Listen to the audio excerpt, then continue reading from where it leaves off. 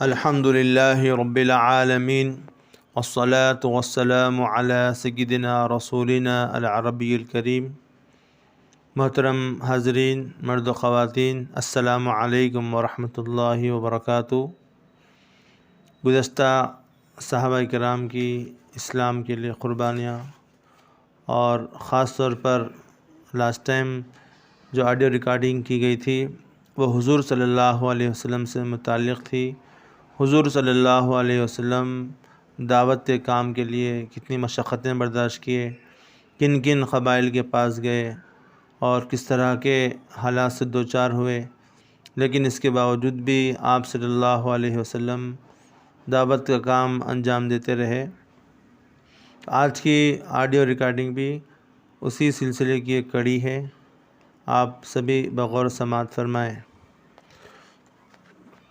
جب حضور صلی اللہ علیہ وسلم ہجرت فرما کر مدینہ تشریف لائے اور حجۃ الوداع میں تشریف لے گئے تو وہاں حضرت میسرہ سے ملاقات ہوئی، اور حضور صلی اللہ علیہ وسلم نے ان کو پہچان لیا تو حضرت میسرہ نے عرض کیا، یا رسول اللہ، جس دن آپ ہمارے ہاں اونٹنی پر سوار ہو کر تشریف لائے تھے، اسی دن سے میرے دل میں آپ کے اتباع کی بڑی آرزو ہے، لیکن جو ہونا تھا وہ ہو گیا، اور اللہ تعالیٰ کو میرا اتنی دیر سے مسلمان ہونا ہی منظور تھا۔ اس موقع پر جتنے لوگ میرے ساتھ تھے ان میں سے اکثر مر گئے ہیں، اے اللہ کے نبی اب کہاں ہوں گے؟ حضور صلی اللہ علیہ وسلم نے فرمایا، جو بھی اسلام کے علاوہ کسی اور دین پر مرا ہے وہ دوزخ میں ہے۔ حضرت میسرہ نے کہا، الحمدللہ، تمام تعریفیں اس اللہ کے لیے ہیں جس نے مجھے بچا لیا، اور حضرت میسرہ مسلمان ہو گئے اور اچھے مسلمان بن کر زندگی گزاری، اور حضرت ابوبکر صدیق رضی اللہ عنہ کے ہاں ان کا بڑا درجہ تھا۔ حضرت ابن رومان اور حضرت عبداللہ ابن ابی بکر وغیرہ فرماتے ہیں، حضور صلی اللہ علیہ وسلم بازار اوکاس میں قبیلہ کندہ کے پاس ان کی قیامگاہ میں تشریف لے گئے۔ آپ صلی اللہ علیہ وسلم ان سے زیادہ نرم مزاج قبیلے کے پاس کبھی نہیں گئے تھے۔ آپ صلی اللہ علیہ وسلم جب آپ صلی اللہ علیہ وسلم نے دیکھا کہ یہ لوگ نرم ہیں اور بہت محبت کر رہے ہیں، تو آپ صلی اللہ علیہ وسلم نے ان سے دعوت کی بات شروع کر دی کہ میں تمہیں ایک اللہ کی دعوت دیتا ہوں جس کا کوئی شریک نہیں ہے، اور اس بات کی دعوت دیتا ہوں کہ جس طرح تم اپنی جانوں کی حفاظت کرتے ہو اسی طرح تم میری بھی حفاظت کرو، پھر اگر میں غالب آ گیا تو تمہیں پورا اختیار ہوگا۔ اکثر قبیلے والوں نے کہا، یہ تو بہت اچھی بات ہے، لیکن ہم انہی خداؤں کی عبادت کریں گے جن کی عبادت ہمارے آبا و اجداد کیا کرتے تھے۔ قوم میں سے ایک چھوٹی عمر والے نے کہا، اے میری قوم، دوسروں کے ماننے اور ساتھ لے جانے سے پہلے تم ان کی مان کر ان کو اپنے ساتھ لے جاؤ، تم ان کی مان کر ان کو اپنے ساتھ لے جاؤ۔ اللہ کی قسم، قوم میں ایک کانا آدمی تھا، اس نے کہا، چپ رہو، میری بھی سنو، اس کو تو اس کے خاندان نے نکال دیا ہے، اور تم اس کو پناہ دے کر پورے عرب کی لڑائی مول لینا چاہتے ہو؟ نہیں نہیں، ایسا ہرگز نہ کرو۔ یہ سن کر آپ صلی اللہ علیہ وسلم وہاں سے بڑے غمگین ہو کر واپس تشریف لائے، اور وہ لوگ اپنی قوم میں واپس گئے اور ان کو اپنے سارے حالات سنائے تو ایک یہودی نے ان سے کہا، تم نے بڑا سنہرا موقع ضائع کر دیا، اگر تم دوسروں سے پہلے اس آدمی کی مان لیتے تو تم تمام عرب کے سردار بن جاتے۔ ان کی صفات اور حلیہ کا بیان ہماری کتاب میں موجود ہے۔ وہ یہودی کتاب میں سے حضور صلی اللہ علیہ وسلم کی صفات اور حلیہ پڑھ کر سناتا جاتا، اور حضور صلی اللہ علیہ وسلم کو دیکھ کر آئے تھے وہ اس سارے کی تصدیق کرتے جاتے۔ اسی یہودی نے کہا، ہماری کتاب میں یہ بھی ہے کہ ان کا ظہور مکے میں ہوگا، اور وہ ہجرت کر کے یثرب مدینے جائیں گے۔ یہ سن کر ساری قوم نے طے کیا کہ اگلے سال موسم حج میں جا کر حضور صلی اللہ علیہ وسلم سے ضرور ملیں گے، لیکن ان کے ایک سردار نے ان کو اگلے سال حج پر جانے سے روک دیا۔ چنانچہ ان میں سے کوئی بھی آپ صلی اللہ علیہ وسلم سے نہ مل سکا، اور اس یہودی کا انتقال ہو گیا، اور لوگوں نے سنا کہ مرتے وقت وہ حضور صلی اللہ علیہ وسلم کی تصدیق کر رہا تھا اور ایمان کا اظہار کر رہا تھا۔ حضرت عبد الرحمن عامری اپنی قوم کے چند بزرگوں سے نقل کرتے ہیں کہ ہم لوگ بازار عکاظ میں ٹھہرے ہوئے تھے، وہاں ہمارے پاس حضور صلی اللہ علیہ وسلم تشریف لائے، اور آپ صلی اللہ علیہ وسلم نے فرمایا، تم کون سے قبیلے کے لوگ ہو؟ ہم نے کہا، بنو عامر ابن صعصع کے۔ آپ صلی اللہ علیہ وسلم نے فرمایا، بنو عامر کے کون سے خاندان کے ہو؟ ہم نے کہا، بنو کعب ابن ربیعہ کے۔ آپ صلی اللہ علیہ وسلم نے فرمایا، تمہارا دبدبہ اور رعب کیسا ہے؟ ہم نے کہا، کسی کی مجال نہیں ہے کہ کوئی ہمارے قبیلے میں آ کر کسی چیز کو ہاتھ لگا سکے یا ہماری آگ پر ہاتھ تاپ سکے، یعنی ہم بڑے بہادر ہیں، ہمارا کوئی مقابلہ نہیں کر سکتا۔ حضور صلی اللہ علیہ وسلم نے ان سے فرمایا، میں اللہ کا رسول ہوں، اگر میں تمہارے پاس آ جاؤں تو تم لوگ میری حفاظت کرو گے تاکہ میں اپنے رب کا پیغام پہنچا سکوں، اور میں تم میں سے کسی کو کسی بات پر مجبور نہیں کرتا۔ تو اس قبیلے والوں نے کہا، آپ قریش کے کون سے خاندان سے ہے؟ آپ صلی اللہ علیہ وسلم نے فرمایا، بنو عبد المطلب کے خاندان سے ہوں۔ تو انہوں نے کہا، بنو عبد مناف نے آپ صلی اللہ علیہ وسلم کے ساتھ کیا برتاؤ کیا؟ آپ صلی اللہ علیہ وسلم نے فرمایا، انہوں نے تو سب سے پہلے مجھے جھٹلایا اور دھتکارا۔ انہوں نے کہا، ہم آپ کو نہ دھتکارتے ہیں اور نہ آپ پر ایمان لاتے ہیں۔ انہوں نے کہا، ہم آپ کو نہ دھتکارتے ہیں نہ آپ پر ایمان لاتے ہیں، البتہ آپ صلی اللہ علیہ وسلم کو اپنے علاقے میں لے جائیں گے اور آپ کی ہر طرح حفاظت کریں گے تاکہ آپ صلی اللہ علیہ وسلم اپنے رب کا پیغام پہنچا سکے۔ چنانچہ آپ صلی اللہ علیہ وسلم ان کے ساتھ جانے کے ارادے سے سواری سے اتر کر ان کے پاس بیٹھ گئے۔ وہ لوگ بازار میں خرید و فروخت کرنے لگے، اتنے میں ان کے پاس بحیرہ بن فراس قشیری آیا اور اس نے پوچھا، یہ مجھے تمہارے پاس کون نظر آ رہا ہے جسے میں پہچانتا نہیں ہوں؟ انہوں نے کہا، یہ محمد ابن عبداللہ قریشی ہے۔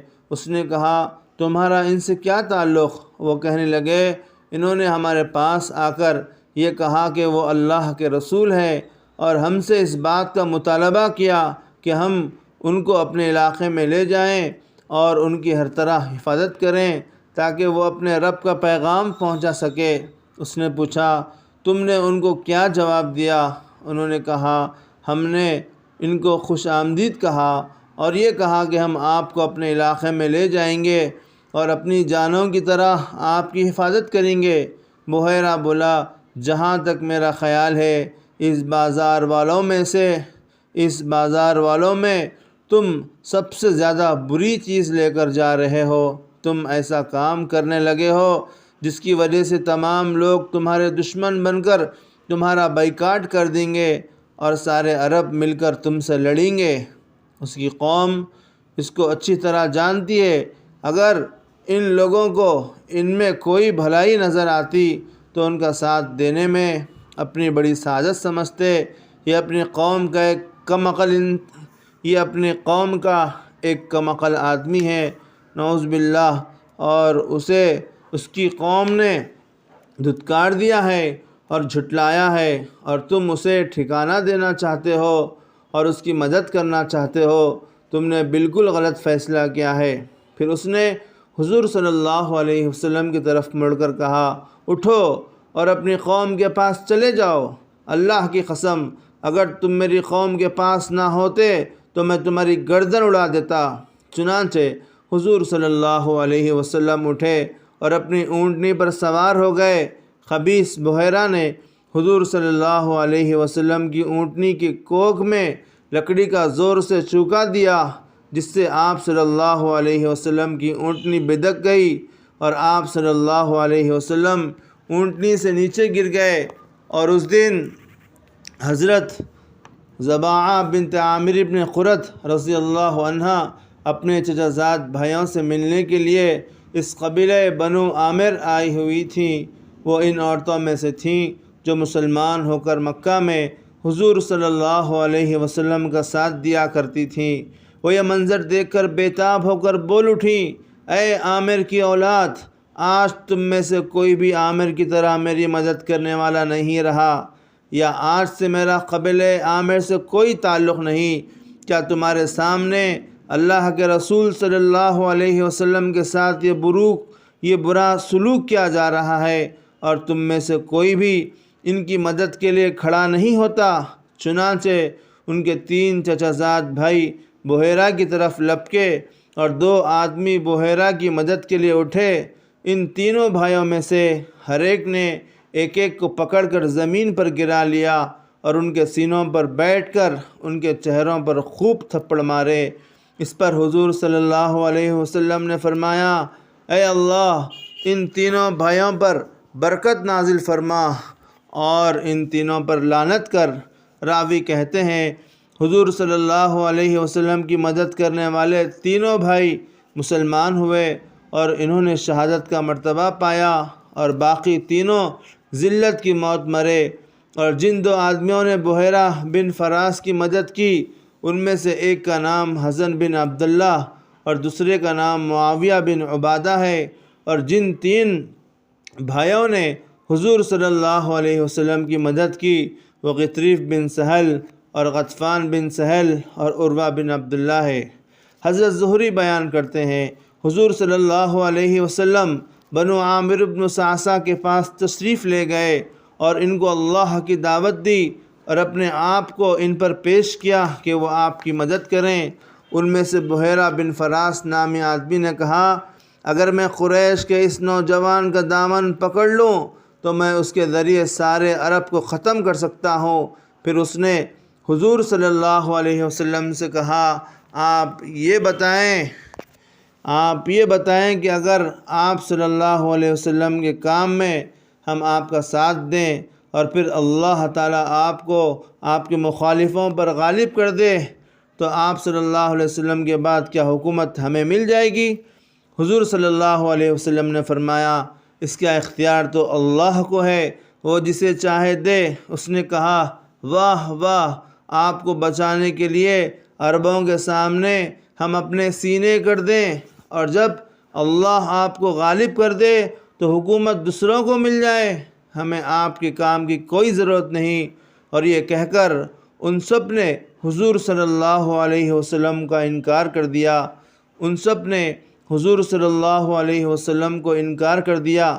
جب حاجی لوگ واپس جانے لگے تو بنو عامر بھی اپنے علاقے کے واپس گئے۔ وہاں ایک بڑے میاں تھے جن کی بہت زیادہ عمر تھی، جو ان کے ساتھ حج کا سفر نہیں کر سکتے تھے۔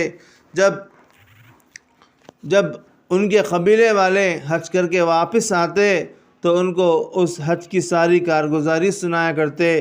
چنانچہ اس سال جب قبیلے کے لوگ حج کر کے واپس ہوئے تو انہوں نے اس حج کے سارے حالات ان سے پوچھے۔ انہوں نے بتایا کہ ایک قریشی نوجوان جو بنی عبد المطلب میں سے تھے، وہ ہمارے پاس آئے تھے، جو یہ کہہ رہے تھے کہ وہ نبی ہیں اور ہمیں اس بات کی دعوت دے رہے تھے کہ ہم ان کی حفاظت کریں اور ان کا ساتھ دیں اور ان کو اپنے علاقے میں لے آئیں۔ یہ سن کر اس بڑے میاں نے اپنا سر پکڑ لیا اور کہا، اے بنو عامر، کیا اس غلطی کی کوئی تلافی ہو سکتی ہے؟ کیا اس پرندے کی دم ہاتھ میں آ سکتی ہے؟ یعنی تم نے ایک سنہرا موقع کھو دیا۔ اس ذات کی قسم جس کے قبضے میں فلاں کی جان ہے، آج تک کبھی کسی اسماعیلی نے نبوت کا جھوٹا دعویٰ نہیں کیا۔ ان کا دعویٰ نبوت بالکل حق ہے، تمہاری عقل کہاں چلی گئی تھی؟ محترم حضرات، یہ جو واقعات بیان کیے گئے جس میں آپ صلی اللہ علیہ وسلم کی دعوت کی تڑپ، دعوت کا شوق، ذمہ داری کا احساس، یہ تمام چیزیں ہم کو ملتی ہے۔ کتنی دشواریوں کا اللہ کے رسول صلی اللہ علیہ وسلم کو سامنا کرنا پڑا، لیکن اس کے باوجود بھی اللہ کے رسول دعوت کے کام کو نہیں چھوڑے۔ آج موجودہ زمانے میں دعوت کی بہت زیادہ اہمیت ہے، اور ہر مسلمان کی ذمہ داری ہے کہ وہ اس کام کو حکمت کے ساتھ، پاکیزہ نیت کے ساتھ، رضا الہی کے ساتھ کرے۔ اللہ تعالیٰ کی مدد ضرور ہمارے ساتھ شامل حال ہوگی۔ اللہ تعالیٰ سے دعا ہے اللہ تعالیٰ آپ کے اوقات میں برکت عطا فرمائے، اور اس آڈیو ریکارڈنگ کو سننے میں آپ لوگ جو وقت دیے اور دوسروں تک پہنچانے میں جو وقت دیں گے، اللہ تعالیٰ اس کا اجر دنیا اور آخرت میں آپ سب کو عطا فرمائے۔ وآخر دعوانا ان الحمد للہ رب العالمین۔ السلام علیکم ورحمۃ اللہ وبرکاتہ۔